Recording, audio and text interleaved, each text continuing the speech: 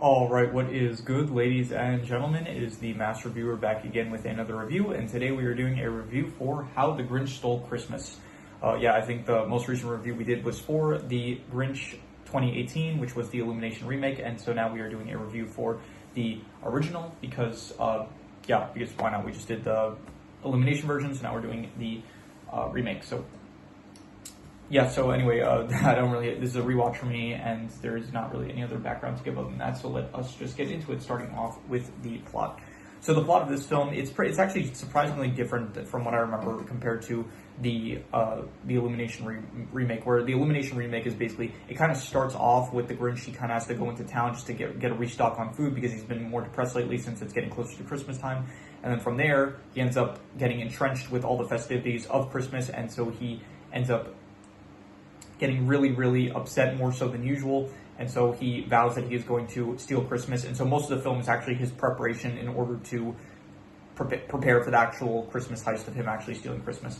And in this film, in contrast, you don't actually get into the actual Christmas thievery until at least I think halfway through the film. I think kind of the last, I would say, I think he starts planning the heist and he actually does the heist within the last 40 minutes of the film, I'm pretty sure. So that was actually kind of surprising. And before that, in the first hour, I would say, it's kind of him.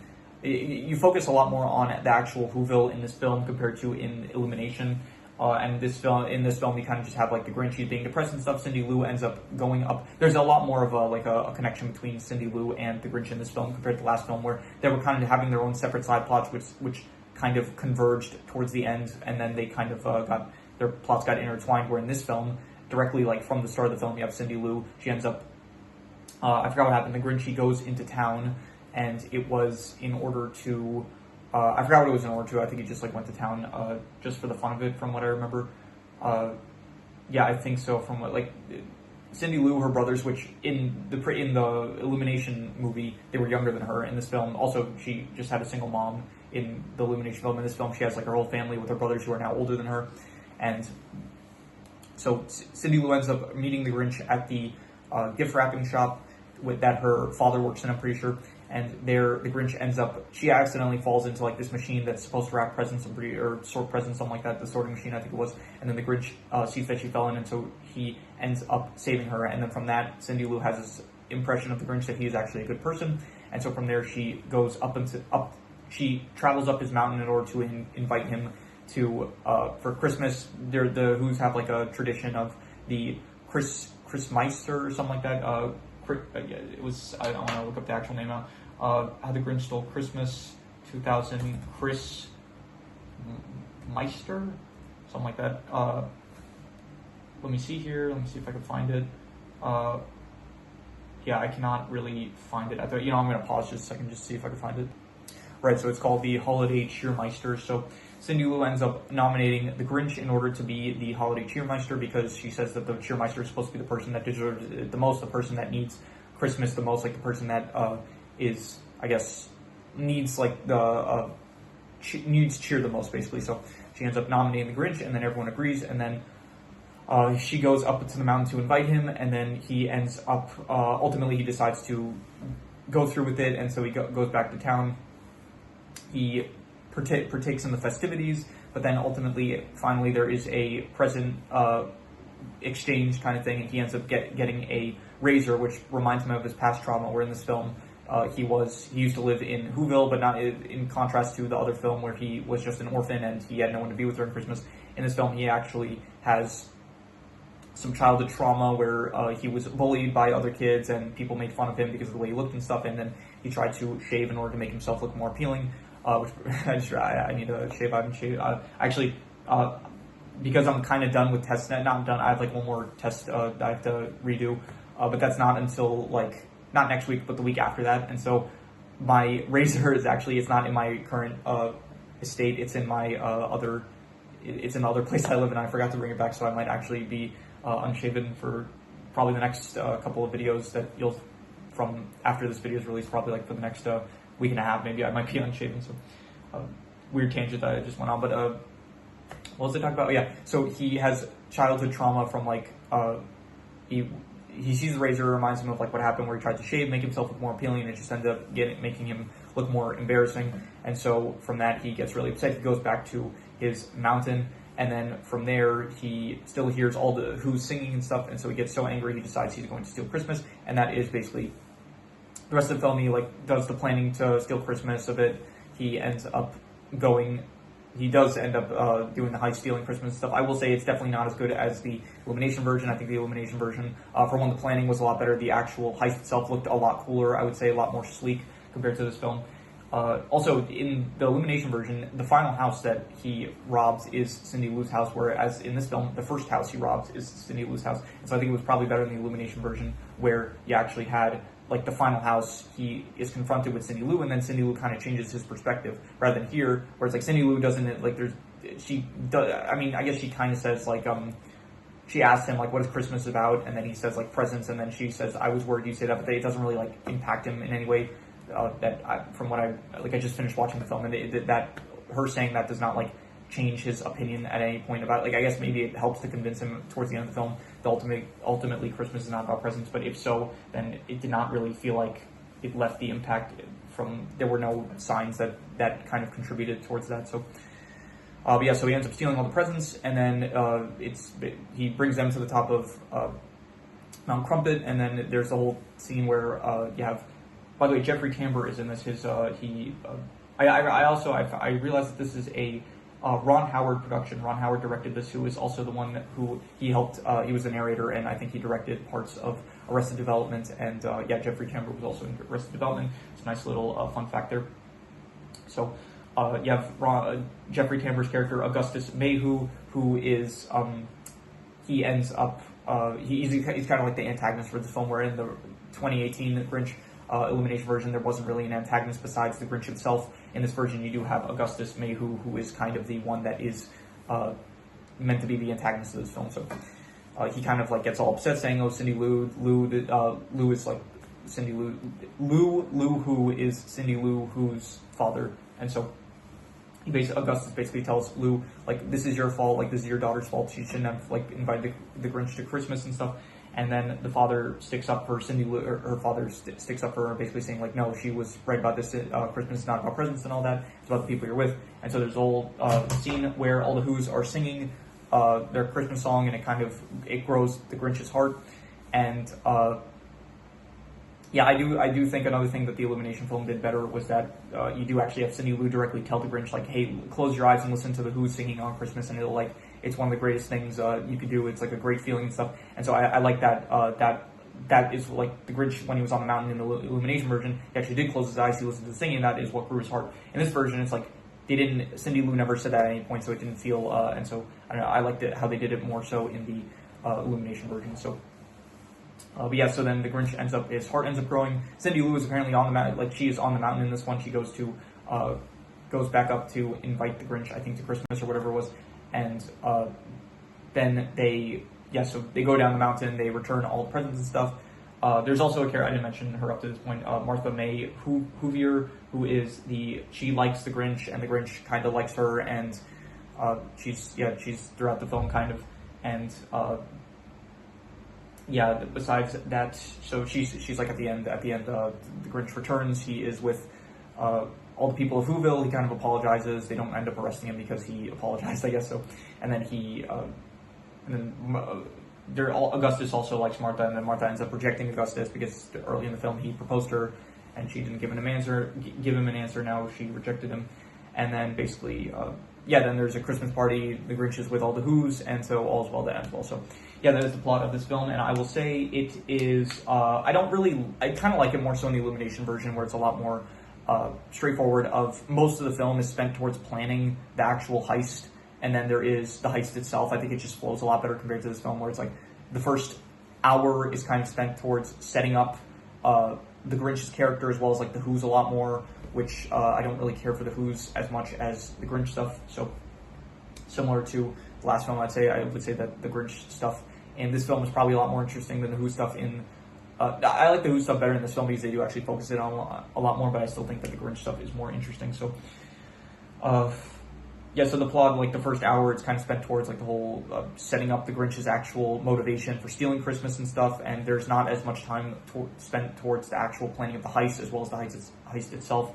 So because of that, I do kind of like the plot of the first film better. So I'm gonna say the plot of this film, it was like decent. I'll say a 5.5. It was all right. It just wasn't really like a lot of this is just gonna be me kind of comparing it to the original, not the original, the remake of the Illumination film, because like I think when you are comparing, it's kind of a decision like which was the better version of this story, and I think that both versions can be good, and I do ultimately think I'll say this now, like I think that this is still a good like a positive score film. So I'd say that both versions of the story are good, but you always like I do end up comparing this version. I will end up comparing this version to the remake just because of the nature of this being the original and the other one being a remake. So in terms of the characters, the Grinch, Jim Carrey is good. I will say this, on rewatch, it is a bit like, it does get a bit repetitive, like the kind of humor. Like Jim Carrey is a fantastic actor. I've said this in the past. However, this specific character of the Grinch, I don't like as much as something like The Mask. I would say The Mask is kind of more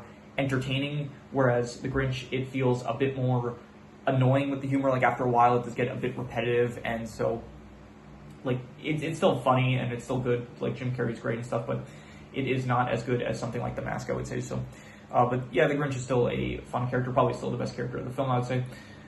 Cindy Lou Who, I didn't really like her in the Illumination version, but in this film, I would say I like her even less. So it just kind of feels like she feels a lot more childish, not childish, but like it feels like in this film she's just very, I don't know, her character is just like very meek. It feels like she doesn't really end up, I don't know, her only thing is like, oh, Christmas shouldn't be about presents, and I don't know, like it feels like a bit of a contrast, because in the Illumination film her character felt like more charismatic, whereas in this film, her character feels a lot more like flat kind of. So because of that, I would say that I didn't really like her character as much in this film compared to the last film. Just in this film, she just, I don't know, it feels like she doesn't have as much of a personality as she did in the last film. So in terms of the other characters, we have Martha. Martha was like fine. I don't really have any thoughts about her. She was like the love interest for the Grinch, and yeah, she doesn't really do too much throughout the film. Augustus Mayhew, I think he worked well as a antagonist. I would say I think that he did a good job. Cindy Lou's family, they were also good. I would say not really any complaints towards them, I would say. And other than that is pretty much all the characters. There's also Max the dog, who I will say he was probably better in the remake, I would say, in the Illumination version, because with the nature of it being an animated film, you do also have like a lot more expressiveness with the characters, so you're able to, like Max's actual characters, be able to be expressed a lot more compared to this film, where it is like an actual IRL dog that they're using instead of an animated version. It's similar like my criticisms, I would say, of the cat villains from Stuart Little, where it's like you do just have cats that you're kind of dubbing voices over them instead of just actual animated animals like you would have had with Falcon in Stuart Little too. So yeah, overall I'm gonna say the characters, they were like, I don't know, most of them were like, they were all right. I would say like decent. I'll go with like a 5.5. I don't care for them too much. They were fine. Like the Grinch was still the best character of the film. Even so, this version is, I would say, I like the more serious version. I feel like I could probably say this to kind of sum up the contrast between the two films. The Illumination version is a lot more like serious, it feels like, and it feels like it's actually kind of trying to tell a kind of deeper story, like a more serious kind of story. Whereas this film, it feels like it's leaning a lot more into the comedic aspects of the story. And I think this story just kind of works better in a more serious tone compared to like the more comedic nature of this film is trying to go for. So in terms of the settings, I'll say this: I did not like a lot of the lighting in this film. The lighting, it just looks not great. I think in the last film, not the last film, in the last review I did, it was probably for Ninjago Day of the Departed, I'm pretty sure it was. So I think I talked about in that review how I didn't know the right word for like how it looks when the screen's like brighter or something like that. I think the word is exposure. So I think the exposure in this film, it is not great. It looks like really dark at a lot of points, and just the kind of setting itself, it's like taking it is all like there's no CGI or anything. It is very much handcrafted settings kind of, but it feels like really clunky and stuff. And then when it's like contrasting with the Illumination version, which looks like I said, honestly, out of all the Illumination films, it is probably the nicest looking Illumination film, I would say. This film just kind of feels like, I don't know, very scrappy, very I don't know, the settings, they feel very much like junk-like and stuff. So I do think that I don't know, the characters do look, I think the costumes and stuff, they work probably, I would say, but the actual settings, they don't really work for me too much, I would say. So I'm gonna have to say that they are I'm honestly gonna have to give it like a not good. I would say it feels very small as well. Like in the Illumination version, the whole world felt a lot bigger, whereas in this one, it feels like really small, the whole place. So yeah, overall, just all those reasons, like the contrast, the size of the whole place, the actual way it looks, like the Grinch's lair feels like very much pile of junk. It feels like. So I'm gonna have to say not good for the settings. In terms of the comedy, I'm gonna give the comedy a 5.5 to a 6. So it's between decent and above average. Honestly, on rewatch, it was probably not as good as I originally remembered it being. Like, one of the main things I was looking forward to rewatching in this film was the actual comedy, because it is a Jim Carrey film, and it is a film that I remember it was pretty funny. However, on rewatch, like, the jokes, they didn't land as well, I guess, on rewatch than it did maybe the first time around. But even so, like, there are still some good jokes. There were some moments that I did laugh out loud. So I'm going to give the comedy, like, a 5.5 to a 6, and I will be... I'm going to be harsh. I'm just going to say it was decent comedy, but definitely there are better, more funnier Jim Carrey films. For example, like The Mask, I would say was probably funnier. But yeah, I would say that it's just a 5.5 for the comedy. In terms of the Christmas, the speciality with this being a Christmas film, I would say that this is I would say it's actually probably like a good Christmas film, like a 6.5. I remember I did watch this around Christmas time in my school when I was in like middle school, I think it was. They did show us this film for Christmas, I'm pretty sure it was. So this definitely does still feel like a classic Christmas film that you would watch on Christmas. So I would give it probably a 6.5, I would say. And yeah, I think it works like it's a good Christmas film, I would say. But as a film itself, I think like being a Christmas film and being an actual good film, it's like kind of different. I think it's like still a positive film, but we'll get to that. In terms of the worst thing, I'm going to say that the worst thing, I would probably just, once again, the settings. I would say, like, the settings don't look as good, especially in contrast to the Illumination version, which actually looks really beautiful, I would say. So, another 4.5 for the settings. And the best thing, I will say that the best thing was probably Jim Carrey's performance. I would say, like, once again, Jim Carrey's still a fantastic, phenomenal actor, and I think that he does still his performance in this is great, and I would probably give it, like,